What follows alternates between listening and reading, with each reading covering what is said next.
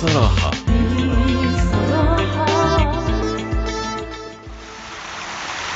مشان ألف مبروك الجايزة اليوم من موقع بصراحة أفضل إعلامي لبناني وعربي. شو بقول اليوم للجمهور المحبط لك وعلى الموقع؟ هن جمهور بمثابة أصدقاء وصديقات.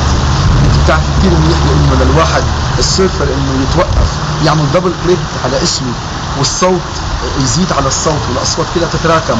أقدر اليوم من موقع بصراحة .com أحصل بدل الجائزة على جائزتين. هيدا أول شيء بفضل رب العالمين. سعيد كثير بشكر كل من صوت لإلي، بشكر كل اللي فازوا كل واحد بالفئة يلي مخصصة لإله. سعيد كثير بأنه بأنا والعسل عملنا شيء بسيط، أنا وباسم كريستو وتوني سمعان وسوني بيكتشرز، ولكن شيء لافت بال 2012. مبسوط بكل الجوائز بجوجل بالأهرام وكتار منهم. اليوم بصراحة .com تثبت مرة جديدة بأنه واقفة إلى جانب كل المجتهدين، لأنه لكل مجتهد نصيب.